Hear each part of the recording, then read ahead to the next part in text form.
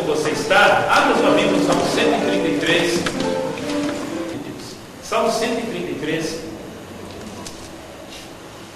Eu vou ler aqui na versão NVI, não sei se todos você tem essa versão, mas diz assim: como é bom e agradável quando os irmãos convivem em união. É como óleo precioso derramado sobre a cabeça, que desce pela barba, a barba de Arão, até a gola das suas vestes. É como o orvalho de Hermon, quando desce sobre os montes de Sião. Ali o Senhor concede a bênção da vida para sempre. Se você tem a outra versão, diz assim: ó, quão bom e quão suave é que os irmãos vivam em união. É como o óleo precioso sobre a cabeça, que desce sobre a barba de Arão, e que desce a orla dos seus vestidos.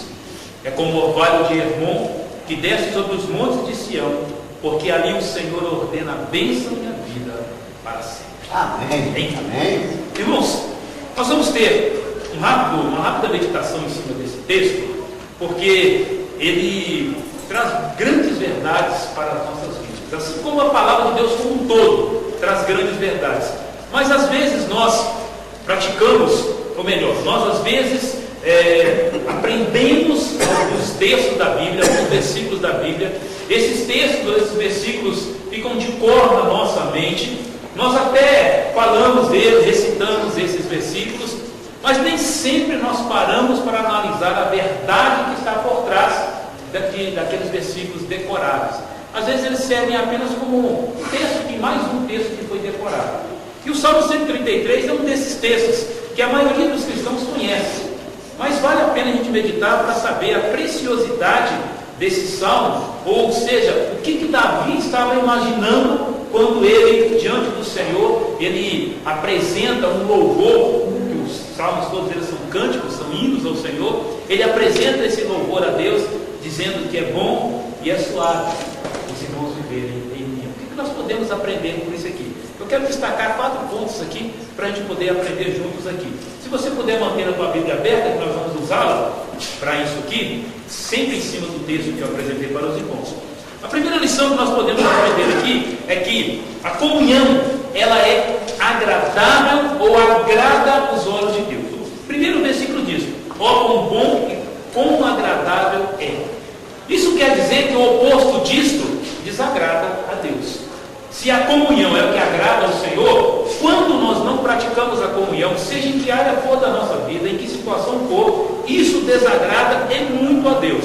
Ora, se olharmos todo o restante do versículo, principalmente a última parte do texto aí, está lá no versículo número 4, nós vamos ver que aquilo que acontece, que diz que ali o Senhor ordena a bênção para sempre, a vida para sempre, tudo isso está baseado naquilo que é primordial no versículo em cima, que aquilo que agrada ao Senhor, como consequência, ele então gera vida nas pessoas, na igreja e aonde as pessoas estiverem se reunindo. Então, é muito bom nós imaginarmos isso, porque certa feita, Deus, ele se agradou tanto de uma pessoa, mas tanto de uma pessoa, que ele, do céu, ele falou assim: olha, este é o meu filho amado, em quem me comprazo.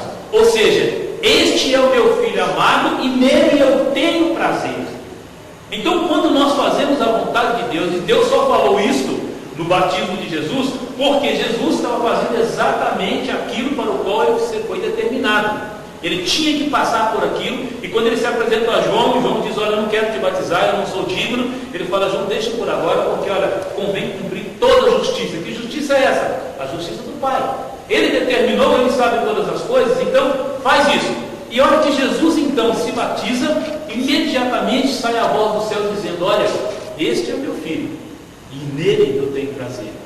Então, quando nós estamos vivendo na comunhão, quando a igreja do Senhor está vivendo em comunhão, e eu quero destacar aqui, irmãos, que viver em comunhão não está implícito aí simplesmente a ausência de conflitos ou de dificuldades. Não. Nós podemos viver em comunhão mesmo em meio às dificuldades, às lutas. O que vai prevalecer aí é o nosso desejo em querer fazer a vontade de Deus. Nada mais do que isso. Então, o primeiro versículo já vai abrindo os nossos olhos dizendo: olha, a comunhão agrada ao Senhor. Eu volto a dizer, o oposto disso desagrada ao Senhor. E todas as vezes que alguém, igreja, povo, nação, desagradou ao Senhor, nós sabemos o resultado que isso levou. Olha, por exemplo, Israel desagradou ao Senhor, foi parar 400 anos no exílio. Depois, lá no Egito, depois continuou a desagradar o Senhor, mais 70 anos na Babilônia. E assim vai, todas as vezes que desagradamos. Então, se a comunhão é agradável aos olhos de Deus, ou seja, como é bom e agradável quando os irmãos vivem em união. Quando nós pegamos a expressão quando, isso também leva-nos a pensar que vai existir situações em que nós não vamos viver em comunhão. Não vamos viver em união. Isto vai estar na contramão do propósito de Deus para a vida da igreja. Então, a primeira lição que nós podemos aprender aqui é exatamente isso. A comunhão vivenciada pela igreja agrada a Deus. Deus olha para a igreja e Ele fala exatamente aquilo que Ele disse para o Filho. Esta é minha igreja amada e nela eu tenho tido prazer. A segunda lição que nós podemos encontrar está no versículo 2. Diz assim, olha, quero ler de novo. É como o óleo precioso derramado sobre a cabeça, que desce pela barba, a barba de Arão, até a gola das suas vestes. Quando nós vivemos a comunhão, o segundo benefício da comunhão, o primeiro é isso, que agrada a Deus. O segundo benefício da comunhão é que esta comunhão vivenciada produz unção divina nas nossas vidas. Nós batistas, às vezes, temos um pouco de medo de falar em unção. Mas a Bíblia, ela diz que aquele que é do Senhor, ele tem na sua vida a unção do Senhor. Às vezes nós até oramos errado. Tenho tentado corrigir isso muito lá na igreja onde eu estou ministrando, que nós falamos isso assim, olha, Senhor, renova a tua unção em mim. Se nós dissermos que a unção do Senhor precisa ser renovada, isso quer dizer que ela envelhece. E a Bíblia diz que o nosso Deus não muda, então nós temos alguma coisa errada nesta oração. Então nós temos que pedir, Deus, nos renova na tua unção, porque a renovação tem que ser através de nós, e não na unção de Deus, porque a unção do Senhor, ela é a mesma todo dia. A única coisa de Deus que se renova sobre a nossa vida, meus irmãos, que não é algo assim, a mesma coisa uniforme o tempo todo, são as misericórdias do Senhor. A Bíblia diz que as misericórdias do Senhor se renovam a cada manhã, e são elas a causa de não sermos consumidos, está lá em Lamentações 3. Agora a unção do Senhor, meus irmãos, é a mesma. E Pedro, quando ele escreve, ele diz assim, olha, a unção do Pai está em vós, você não precisa de buscar outra unção, você não precisa de buscar a renovação dessa unção, nós é que precisamos nos renovarmos na unção que é permanente, irmãos. Todos nós, se temos o Espírito Santo, temos a unção do Senhor sobre a nossa vida. E não podemos ter medo de falar que a unção de Deus está sobre a nossa vida. Porque se a igreja vive em comunhão, ela também recebe do Senhor a unção. E a unção, meus irmãos, nada mais é do que aquele poder que Deus nos dá para poder vivermos na comunhão.